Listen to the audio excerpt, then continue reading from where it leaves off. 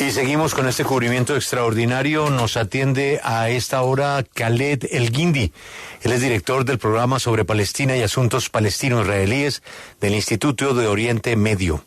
La primera pregunta para el señor Elgindy, que muy gentilmente nos atiende, Ana, es preguntarle si a estas alturas de la situación hay algo que hacer. ¿Quién puede hacer algo? Naciones Unidas nunca hace nada y Naciones Unidas ha irrespetado las resoluciones permanentemente que tenían que ver con el reconocimiento del Estado palestino. En este momento, cuando no hay agua, no hay luz, no hay vías, está bloqueada la comida en el enclave de la Franja de Gaza y siguen los ataques, ¿qué se puede hacer? Good morning, Mr. Elgindy. Thank you very much for your time today at W Radio. Thank you for having me. And we want to begin by asking you, do you believe there's something that can be done at this point to help, control the conflict? We know that the United Nations has perhaps irrespected many times the agreements made towards the Palestinian people. But at this point, there's no water, no electricity. It's very complicated. Do you think there's something that can be done at this point to control the situation? Well, I think what needs to be done is for the United States and the European Union and the rest of the international community to be responsible actors and to put pressure on all sides to stop the fighting. There needs to be a ceasefire. There needs to be a halt to the targeting of civilians on both sides.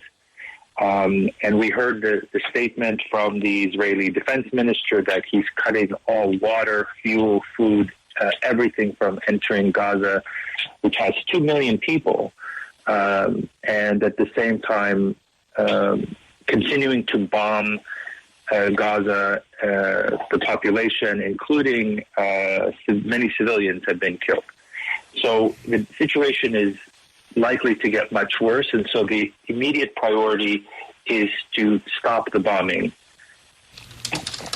Pues nos dice que tanto Estados Unidos como la Unión Europea y toda la comunidad internacional deben ser actores responsables para presionar a las partes para que haya un alto al fuego, para que se acaben los ataques de los civiles de un lado y del otro. El ministro de Defensa de Israel dijo que va a cortar todo lo que se pueda llevar a Gaza, desde alimentos hasta agua, del corte de electricidad, y hay que tener en cuenta que ahí hay 2 millones de personas. Entonces la situación se va a poner peor, y para él la prioridad es que cesen los bombardeos, y ese es el llamado que él hace ahora, que paren de bombardear un lado de otro y de atacar civiles de un lado y del otro. No, es que hasta la yihad islámica aliada de Hamás también ya está planeando o ha comenzado a enviar misiles contra Tel Aviv. Inclusive cayó un cohete cerca del aeropuerto Ben Gurión. Nuestro invitado tiene un libro muy interesante, se llama Blind Spot, Estados Unidos y los palestinos desde Balfour a Trump.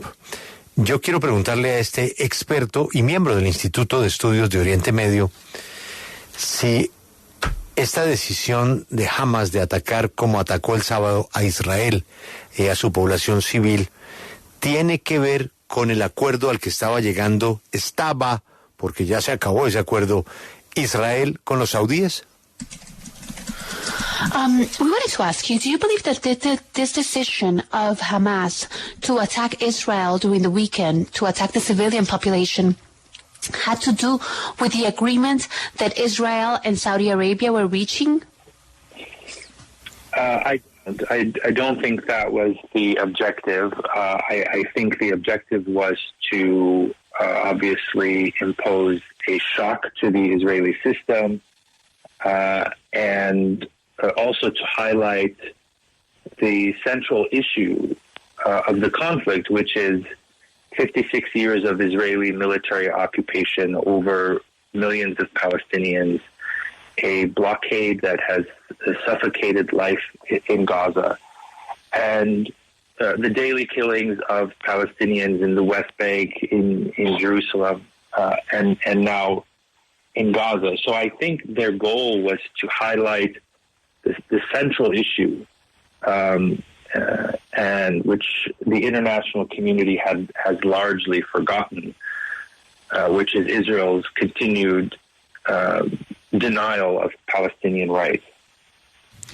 Pues nos dice que no cree que ese haya sido el objetivo. Él cree que el objetivo de este ataque de Hamas era imponer un shock al sistema israelí y resaltar el problema central de todo este conflicto, que es la ocupación israelí en territorio palestino, los bloqueos que han sofocado la vida en Gaza, la muerte a diario de civiles en Jerusalén y Gaza. Entonces quería llamar la atención más bien de ese problema que para él es el problema central de todo esto y que la comunidad internacional olvidó.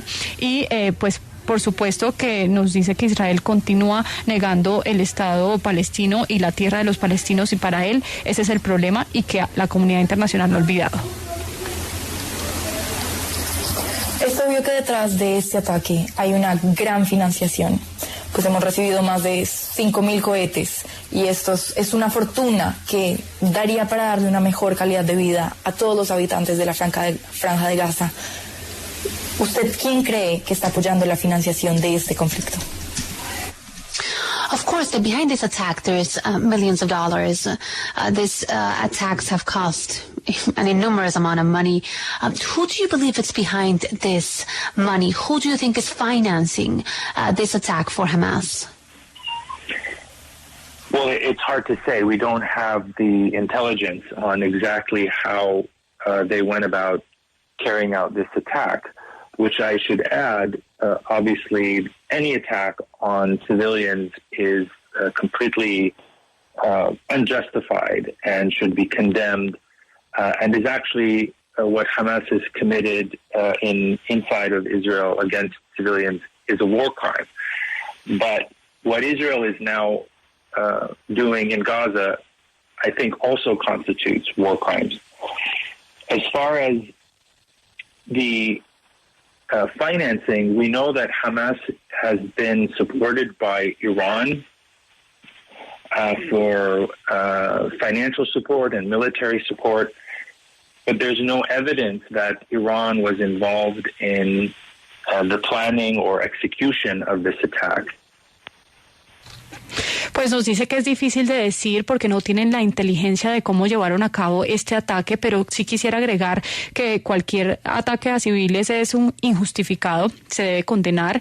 Lo que Hamas realizó en Israel es un crimen de guerra y lo que Israel hace ahora también en la Franja de Gaza es un crimen de guerra. Entonces, el financiamiento de Hamas, pues se sabe que Irán da apoyo a Hamas, tanto militar como financiero, pero no hay ninguna evidencia de que Irán esté involucrado en la planeación de este ataque en específico. ¿Qué tanto le preocupa que otras agrupaciones como Hezbollah, entre otros, se sumen a Hamas en su ofensiva contra Israel? How much does it concern you that other organizations like Hezbollah would go ahead and support Hamas and go against Israel at this point? Well, we have seen some rockets from Hezbollah directed at northern Israel. We don't know, of course. It would be terrible, of course, if the fighting spread and became a regional war. But right now, the activity on Israel's northern border seems to be limited.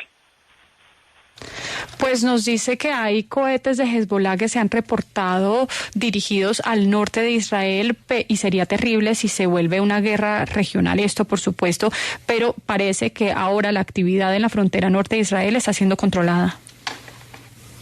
Grace, por cómo él respondió a la primera pregunta donde hablaba de que la comunidad internacional se le ha olvidado realmente cuál es la razón detrás de todo esto, ¿qué porcentaje de la población palestina cree él que está apoyando estas acciones de Hamas? Because of how you responded that first question in which you mentioned that, people were forgetting about the reasoning behind this attack. What percentage of the Palestinian community do you believe that supports these attacks by Hamas? I know you won't have the exact number, but a percentage. Yeah, I mean, it's impossible to know at this stage. I think since Israel's bombing began almost immediately after the attacks.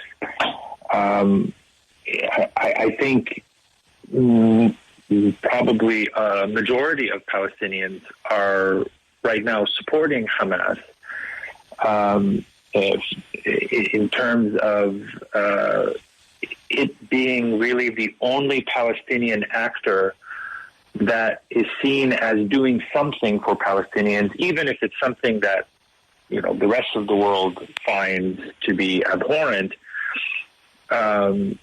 There is likely to be strong support for the fact that Hamas has been able to do considerable damage to Israel. And I think many Palestinians will support that. Mr. Elgindy, thank you very much for your time and your comments. I have a last question. Where is your family from? My family is from Egypt. Egypt. Mr. Elgindy, thank you very much. Thank you. Thank you.